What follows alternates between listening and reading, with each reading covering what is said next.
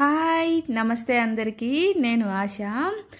ముందుగా ఎవరైతే నా వీడియోస్ ఫాలో అవుతున్నారో, అలానే మంచి రెస్పాన్స్ ఇస్తున్నారో, ఫాలో అవ్వటమే కాదు చూసిన తర్వాత మంచి మంచి కామెంట్స్ ఇస్తున్నారో వాళ్ళందరికైతే చాలా చాలా థ్యాంక్స్ అన్నమాట. అలానే నా ఛానల్ని సబ్స్క్రైబ్ చేసుకున్న ప్రతి ఒక్కరికి అయితే చాలా చాలా థ్యాంక్స్. నిన్ననే నా ఛానల్ 500 సబ్స్క్రైబర్స్ని అయితే క్రాస్ చేసిందన్నమాట. నేనైతే ఫుల్ హ్యాపీ. సో అలాగే మన జర్నీని అయితే కంటిన్యూ చేద్దాం. ఈరోజు ఈ వీడియోలో అయితే నేను మెయిన్గా ఏం డిస్కస్ చేద్దాం అనుకున్నానంటే, ఆల్రెడీ లాస్ట్ వీడియోలో నేను ఈ టాప్ని కట్ చేశాను, ఎలా స్టిచ్ చేసుకుంటానో చూపిస్తూ, అలాగనే కొన్ని ఇంపార్టెంట్ థింగ్స్ అంటే నాకు తెలిసి చాలామంది చెప్పారో లేదో తెలియదు, కానీ స్టిచ్చింగ్ చేసేవాళ్ళు ఫేస్ చేసే ప్రాబ్లమ్స్ గురించి డిస్కస్ చేద్దాం. అలానే ఉషా క్వీన్ మిషన్ గురించి డిస్కస్ చేద్దాం. అలానే సిజర్ని ఎలా యూస్ చేయాలి, సిజర్ యూస్ చేసేటప్పుడు చేతులకి పెయిన్ రావటం అదంతా ఉంటుంది కదా, వేళ్ళకి అంటే కాయ కాసినట్టుగా స్కిన్ అంతా పాడైపోవడం అలా ఉంటుంది కదా, అలాంటి ప్రాబ్లమ్స్ అన్నిటి మీద అయితే ఈరోజైతే మనం డిస్కస్ చేద్దాం అన్నమాట. అలానే వీడియో మొత్తం అయితే చూడండి. బిగినర్స్ అయితే మీకు ఇది చాలా వరకు అంటే మనం ఫేస్ చేసే ప్రాబ్లమ్స్తో పాటు అవి ఫేస్ చేయకుండా ఉండటానికి ఏం చేయాలి, హెల్త్ ప్రాబ్లమ్స్, సో అది కూడా మనం ఈరోజు డిస్కస్ చేద్దాం అన్నమాట. వీడియో అయితే మొత్తం చూడటానికి అయితే ట్రై చేయండి. సో వీడియో అయితే స్టార్ట్ చేసేద్దాం. ఆల్రెడీ నేను టాప్ కట్ చేశాను కదా, ఫస్ట్ అయితే నేను షోల్డర్స్ని జాయిన్ చేసేసుకుంటున్నాను. నేను back neck front neck finishing అనేది రెండింటికి కలిపి ఒకేసారి ఇచ్చేస్తాను. ఇక్కడైతే షోల్డర్స్ జాయిన్ చేసిన తర్వాత మన మిషన్లో ఆల్రెడీ ఓవర్లాక్ ఉంటుంది కాబట్టి ఎప్పటికప్పుడు నేను స్టిచ్ చేసిన వెంటనే అది ఆ స్టిచ్చెస్ని లాక్ చేసేస్తాను, అంటే దారాలు ఊడిపోకుండా ఉండటానికి. కాటన్లో అయితే మనం 2-3 డేస్ తర్వాత అయినా చేయొచ్చు, కానీ సిల్క్ ఫ్యాబ్రిక్ మీద యూజ్ చేసినప్పుడు మాత్రం థ్రెడ్స్ వెంటనే ఊడిపోతూ ఉంటాయి. మనం దాన్ని లాక్ చేయలేదంటే, ఓవర్లాక్ చేయలేదంటే అది వెంటనే ఊడిపోతా మనం స్టిచ్ చేసింది మొత్తం పాడైపోయే ఛాన్సెస్ ఉంటుంది. కట్ చేసిన వెంటనే కూడా దాన్ని స్టిచ్ చేయాలన్నమాట. సో అలా అని చెప్పేసి ఇప్పుడు షోల్డర్స్ అయితే అటాచ్ చేశాను. షోల్డర్స్ అటాచ్ చేసిన తర్వాత నేను హ్యాండ్స్ని అటాచ్ చేస్తున్నాను. హ్యాండ్స్ని అటాచ్ చేసేటప్పుడు మనం ఎప్పుడు కన్ఫ్యూజ్ అవ్వకూడదు. ఫ్రంట్ వైపు, బ్యాక్ వైపు అది జాగ్రత్తగా చెక్ చేసుకోవాలి. బిగినర్స్ ఎవరైతే ఉన్నామో వాళ్ళ బేసిక్గా చేసే మిస్టేక్ అయితే అక్కడే చాలాసార్లు జరుగుతూ ఉంటుంది అన్నమాట. అటాచ్ చేసేటప్పుడు రివర్స్లో అటాచ్ చేయటము అవన్నీ అంటే మిస్టేక్స్ జరుగుతాయిలేండి. జరిగినప్పుడు ఆటోమేటిక్గా మీరే నేర్చుకుంటూ ఉంటారు. నేను కొంచెం చేస్తూ ఉన్నాను కాబట్టి అవి చెక్ చేసేసుకుంటాను. అలాగే హ్యాండ్స్ ఎప్పుడు మిడిల్ నుంచి మాత్రమే జాయిన్ చేయండి, షోల్డర్ దగ్గర నుంచి. అప్పుడే రెండు వైపులు అయితే నీట్గా వచ్చేస్తుంది. ఎప్పుడు ఎడ్జ్ నుంచి మాత్రం జాయిన్ చేయకండి అన్నమాట. సో ఈరోజు ఫస్ట్ దేని గురించి మాట్లాడదాం. ఈ క్వశ్చన్ ఎవరు అడిగారంటే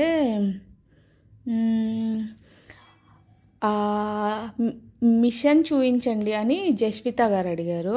సో ఆల్రెడీ ఇప్పుడు నేను స్టిచ్ చేసుకుంటా, దాన్ని ఎలా యూస్ చేస్తున్నాను, ఏ సెట్టింగ్స్ చేంజ్ చేస్తున్నాను అనేది అయితే ఈ వీడియోలో అయితే కొంచెం క్లారిటీ వస్తుంది. నేను ఎందుకు ఇలా కింద కూర్చొని స్టిచ్ చేస్తున్నాను అంటే, నాకు యాక్చువల్గా అది కంఫర్ట్ అనిపిస్తుంది అన్నమాట. టేబుల్ మీద కూర్చొని అంటే ఒక్కొక్కసారి ఒక్కోలాగా అంటే ఎప్పుడు ఎలా స్టిచ్ చేయాలనిపిస్తే అలా చేస్తాను. మోర్ దెన్ అయితే నేను ఇలానే స్టిచ్ చేసుకుంటాను. కింద కంఫర్ట్గా ఉంటుంది, అటు ఇటు ఫ్లెక్సిబుల్గా మూవ్ అవుతూ చేసుకోవచ్చు అన్న ఇదితో నేనైతే కిందే స్టిచ్ చేసుకుంటాను. సో టేబుల్ మీద పెట్టి స్టిచ్ చేసేవాళ్ళు ఎలాంటి జాగ్రత్తలు తీసుకోవాలి అనేది మాత్రం ఇక్కడ క్లియర్గా అయితే చెప్తాను నేను. ఇక్కడ షోల్డర్స్ జాయిన్ చేశాను, ఆ తర్వాత 2 హ్యాండ్స్ జాయిన్ చేసిన తర్వాత మనం మొత్తం డ్రెస్ కంప్లీట్ అవ్వక ముందే జాయిన్ చేసిన తర్వాత వాటన్నిటిని ఓవర్లాక్ అయితే చేసేయండి మీరు. 2 వైపులా హ్యాండ్స్ మొత్తం ఫిట్టింగ్స్ ఇచ్చాక అది ఓవర్లాక్ చేయడం కొంచెం ఇబ్బందిగా అనిపిస్తుంది. ముందే చేసుకుంటూ వెళ్ళిపోయామనుకోండి మనకు అది ఈజీగా ఉంటుంది. సో ఇంకా ఎవరబ్బా కళ్యాణి గారు అడిగారు ఏంటి అంటే ఉషా క్వీన్ మిషన్ గురించి చెప్పమని అడిగారు.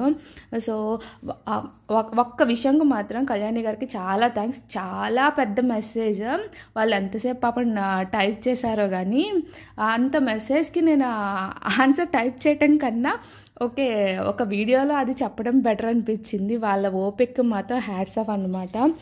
యాక్చువల్గా ఉషా క్వీన్ మిషన్ కూడా మనకి ఉషాలో ఏదైనా నెంబర్ 1 బ్రాండే సింగర్తో పాటుగా. అలానే అది మన ఇప్పుడు ఈ మోడల్స్ అన్నీ ఏంటి అంటే ఆటోమేటిక్ మనకి కరెంట్ ఉన్నప్పుడు మాత్రమే యూస్ చేసుకోగలుగుతాం. కానీ ఉషా క్వీన్ దగ్గరకు వచ్చేసరికి ఏంటంటే పాత మిషన్ అలవాటు ఉన్న వాళ్ళు కూడా కరెంట్ ఉన్నా అంటే మనం ఎలక్ట్రిసిటీ యూస్ చేసుకోవచ్చు. లేదు అంటే మనం నార్మల్గా పాత మిషన్స్ తొక్కే మిషన్స్ ఉంటాయి కదా, అలాంటి టేబుల్ మీద దాన్ని పెట్టేసుకొని ఆ సెట్టింగ్స్ కొంచెం చేంజ్ చేసుకోవాలన్నమాట. జస్ట్ కొంచెం సెట్ చేసుకుంటే మనం అలానూ యూస్ చేసుకోవచ్చు. ఇప్పుడు నేను ఎలా అయితే కింద పెట్టేసి యూస్ చేసుకుంటున్నానో అలా కూడా యూస్ చేసుకోవచ్చు. అంటే దానికి అంటే బిజినెస్ పర్పస్లో ఉన్న వాళ్ళకి సమ్ టైమ్స్ కరెంట్ ఉన్నా లేకపోయినా వాళ్ళ వర్క్ అయితే అయిపోవాలి అనుకునే వాళ్ళకైతే that is the best option. So అలాగే కొంచెం రఫ్ అండ్ టఫ్గా యూస్ చేసే వాళ్ళకు కూడా అదైతే బాగుంటుంది. అదైతే మన పాత మిషన్స్ మన దగ్గర ఉంటే వాటికైనా సెట్ అవుతుంది. వాటి టేబుల్స్ ఉన్నాయనుకోండి మీ దగ్గర, ఆ మిషన్ని మనం కొనుక్కొచ్చుకొని ఆ టేబుల్ మీద కూడా సెట్ చేసుకోవచ్చు. అది ఏ మిషన్ టేబుల్కైనా కూడా చక్కగా సెట్ అవుతుంది అన్నమాట ఉషా క్వీన్ అయితే. సో అది కూడా నెంబర్ 1 మిషనే, మనం తప్పకుండా దాన్ని కూడా యూస్ చేయొచ్చు అన్నమాట. అది 3-in-1.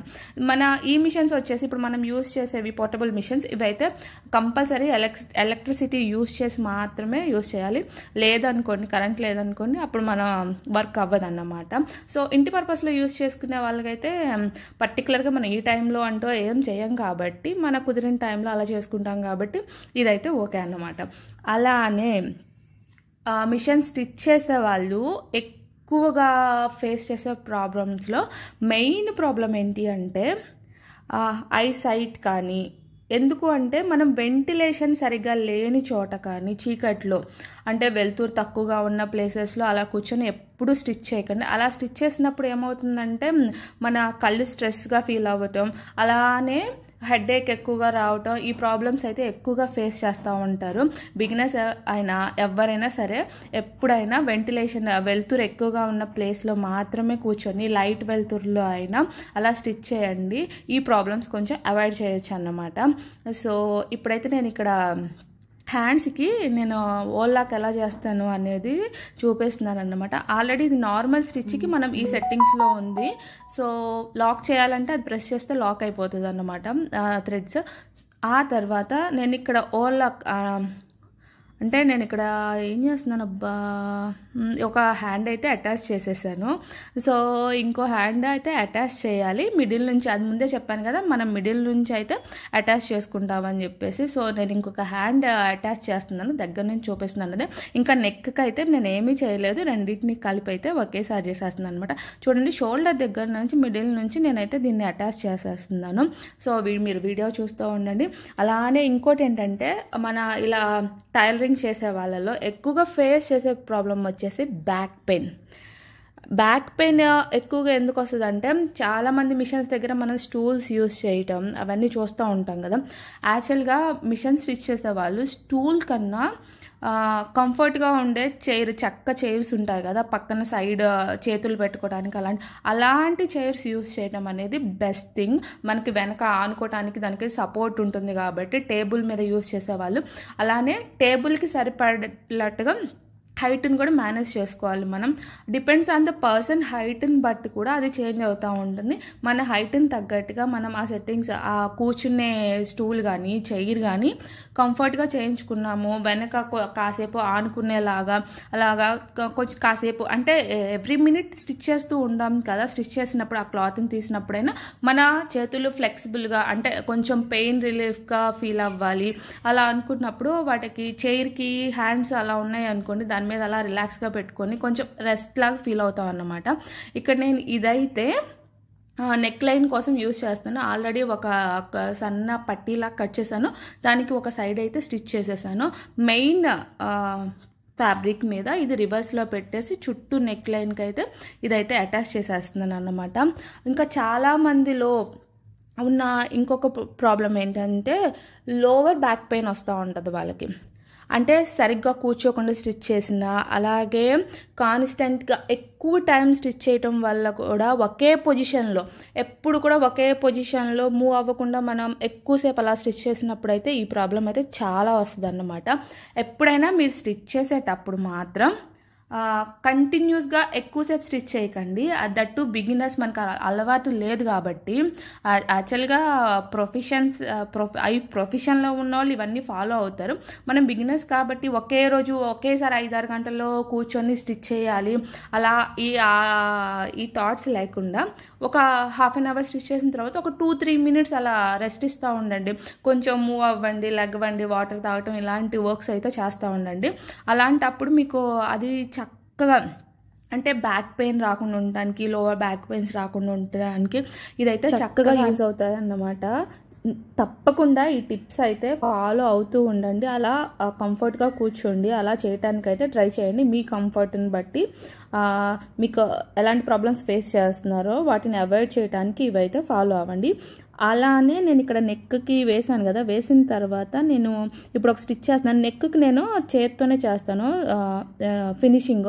ఎందుకంటే స్టిచ్ మిషన్తో వేసినప్పుడు అది లుక్ కనిపించేది అంత బాగుండదు అన్నమాట. సో బొటిక్ స్టైల్లో కావాలి అంటే మనం అలా వేసుకుంటేనే బాగుంటుంది. పైన ఒక స్టిచ్ చేసి ఆ తర్వాత నేను చేతి పని చేస్తాను అన్నమాట. సో ఇక్కడైతే టాప్ అయితే ఆల్మోస్ట్ కంప్లీట్. ఇంతకీ సబ్స్క్రైబ్ చేశారా? చాలా ఇన్ఫర్మేషన్ విషయాలు మీకోసం తెలుసుకొని కూడా చెప్పాను. ఎవరైతే ఈ కామెంట్స్ అన్నీ చేశారు వాళ్ళకైతే చాలా థ్యాంక్స్. ఈ విషయాలు అయితే మీతో పాటుగా చాలా మందికి అయితే యూజ్ అవుతాయన్నమాట. ఇక్కడైతే నేను ఇంకా బోటమ్ పార్ట్ని అయితే అటాచ్ చేస్తున్నాను. సో అటాచ్ చేసే ముందుగా లైక్ చేయకపోతే వీడియోకి అయితే లైక్ చేయండి, అలానే సబ్స్క్రైబ్ చేయండి, అలానే కామెంట్ చేస్తూ ఉండండి అన్నమాట. ఇంకా ఆ తర్వాత ఇంకొక కామెంట్ ఎవరి దగ్గర నుంచి వచ్చింది అంటే లక్ష్మీ ఫ్యాషన్స్ వాళ్ళ దగ్గర నుంచి వచ్చింది. వాళ్ళు అడిగారు ఏంటి అంటే మీరు క్లాత్ని రాంగ్గా ఫోల్డ్ చేశారు అని. యాక్చువల్గా నేను 2 బ్లౌజ్ పీసెస్ని యూస్ చేసుకున్నాను. డిపెండ్స్ ఆన్ క్లాత్ మన ఫోల్డింగ్ అనేది చేంజ్ అవుతూ ఉంటుందండి. కొన్ని క్లాత్ ఏంటంటే విడ్త్ ఎక్కువగా ఉంటాయి, కొన్ని ఏమో లెంత్ ఎక్కువగా ఉంటాయి. నేను బ్లౌజ్ పీస్ యూస్ చేస్తున్నాను కాబట్టి నేను కొంచెం హెవీగానే ఉంటాను కాబట్టి సో నా బాడీ మెజర్మెంట్స్ ప్రకారంగా స్టిచ్ చేసుకోవడానికి నేను ఒక బ్లౌజ్ పీస్ నుంచి టాప్కి పై పోర్షన్ని హ్యాండ్స్ని కట్ చేసుకున్నాను, ఇంకొక పీస్ నుంచి బాటమ్ పార్ట్ని కట్ చేసుకున్నాను కాబట్టి అలా సెట్ చేసుకున్నాను అన్నమాట. మన కంఫర్ట్ని బట్టి, మన డిజైన్స్ని బట్టి మనం ఎలా అయినా క్లాత్ని అడ్జస్ట్ చేసుకోవడం మనకి కావాలి.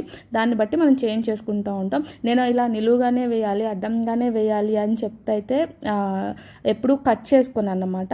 ఆ క్లాత్ని సరిపుచ్చేలాగా ఎలా అయితే కరెక్ట్గా ఉంటుందో అలాగే ఫోల్డ్ చేస్తాను అన్నమాట. So thanks for your comment. అలానే ఇంకా నెక్స్ట్ వచ్చేసి వెంకటరమణ గారు అడిగారండి, సిజర్ని ఎలా యూజ్ చేయాలి అంటే చేతికి. ఈ క్వశ్చన్ చాలా చిన్నగానే అనిపిస్తుంది కానీ చాలామంది ఫేస్ చేసే ప్రాబ్లం అండి ఇది. మనం కట్ చేసేటప్పుడు చేతికి పెయిన్ రావటం బాగా అంటే అది ఎక్కువగా ఫేస్ చేస్తాం. ఎప్పుడైనా మనం స్టిచ్చింగ్ చేసే సిజర్స్ అనేవి షార్ప్గా ఉండాలి. దాన్ని క్లాత్కు తప్ప మనం దేనికి కూడా యూస్ చేయకూడదు. అలాగే వాటి మూమెంట్ అనేది స్ట్రక్ అయినట్టు లేకుండా ఫ్రీగా మూవ్ అవుతూ ఉండాలి సిజర్స్ అనేవి. అలానే నేను వీడియోలో చూపించాను, మనం హ్యాండ్స్లో థంబ్ నొక్కదాన్ని ఎక్కువ మూవ్ చేయడానికైతే ప్రిఫర్ చేయండి. హ్యాండ్ మొత్తాన్ని మూవ్ చేయడానికి గట్టిగా ప్రెస్ చేస్తా మనం కటింగ్ చేసిన, అలాగే రఫ్గా ఉన్న సిజర్స్ని యూస్ చేసిన, ఈ స్టిచ్చింగ్ సిజర్స్ని అయితే సపరేట్గా ఉంచండి. ఈవెన్ పేపర్ కూడా కట్ చేయకుండా అలా ఫ్లెక్సిబుల్గా ఉండేలాగా చూసుకోండి. అలాంటప్పుడు మనకు కట్ చేసేటప్పుడు అంత పెయిన్ కూడా రాదన్నమాట. కొంచెం లైట్ వెయిట్గా ఉన్న సిజర్స్ని ప్రిఫర్ చేయడానికి ట్రై చేయండి. అలానే థ్రెడ్స్ కట్ చేయాలి, అలాంటి వాటికి ఈ సిజర్స్ కాకుండా చిన్న చిన్నవి ఉంటాయి, అలాంటివి యూస్ చేయండి. జస్ట్ క్లాత్ కట్ చేసేటప్పుడు మాత్రం ఈ పెద్ద సిజర్స్ని యూస్ చేయండి అన్నమాట. అలాగే థంబ్ని ఎక్కువ మూమెంట్ ఇవ్వండి, అది నేను వీడియోలో చూపించాను, ఒకసారి చూడండి అన్నమాట. Thanks for your question. అలానే ఇంకా ఈరోజు అయితే నేను చాలా విషయాల గురించి అయితే మాట్లాడాను. అలాగే నా ముందు వీడియోస్ని కానీ బాగా చూస్తున్న వాళ్ళకి, చూస్తూ కామెంట్ చేస్తున్న వాళ్ళకి కూడా మళ్ళీ ఇంకొకసారి థ్యాంక్స్ అన్నమాట. నా ఎక్స్టెన్షన్ టేబుల్ వీడియో మాత్రం చాలామంది ఫాలో అవుతున్నారు. ఇప్పటికీ దానికైతే కామెంట్స్ వస్తూనే ఉన్నాయి. దాని ప్రకారంగా నా రిమైనింగ్ వీడియోస్ కూడా చాలామంది ఫాలో అవుతున్నారు అనమాట.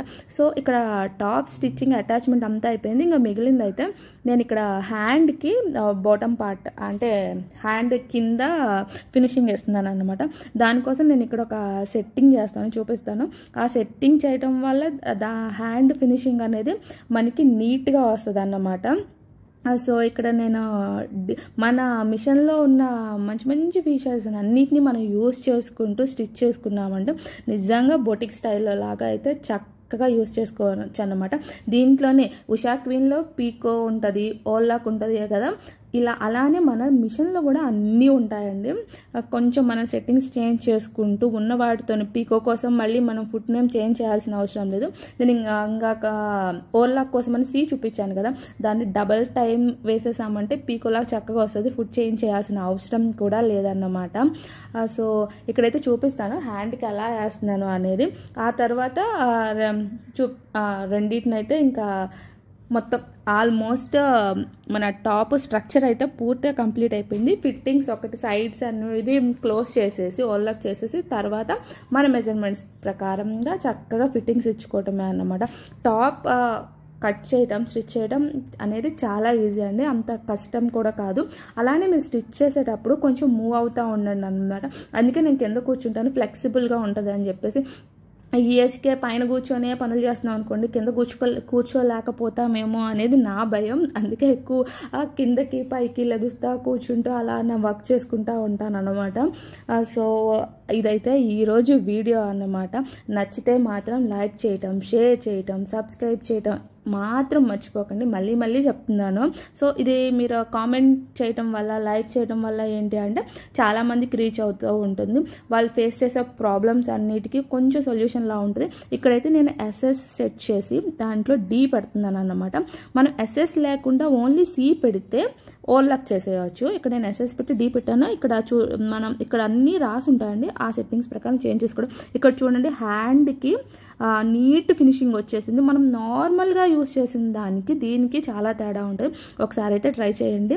అక్కడ స్టిచ్చింగ్ అయితే కంప్లీట్ అయింది. బాటమ్ ఎడ్జెస్ కూడా నేను ఆ స్టిచ్తోనే కంప్లీట్ చేసేసాను. ఆ తర్వాత ఇక ఖాళీగా ఉన్నప్పుడు, పిల్లలతో ఉన్నప్పుడు చేతి పని అయితే చేసేసుకోవచ్చు కదా, అలా కూర్చొని చేతి పని అయితే చేసేసుకుంటున్నాను. దీన్ని కూడా మనం మిషన్ మీద చేయొచ్చు, కానీ చిన్న కట్స్ ఇచ్చిన తర్వాత దాన్ని క్లోజ్ చేసేసి మనం బ్లౌజెస్కి ఎలా చేస్తామో అలా చేసుకుంటే దీని ఫినిషింగ్ అయితే నీట్గా ఉంటుంది అన్నమాట. ఓకే, ఇప్పుడైతే నేను ఈ టాప్ని అయితే వేసుకొని చూపించట్లేదు, కానీ నా నెక్స్ట్ వీడియోలో అయితే తప్పకుండా చూస్తారు మీరు. సో నా వీడియోస్ ఫాలో అవుతూ ఉండండి. Thanks for watching. బాయ్.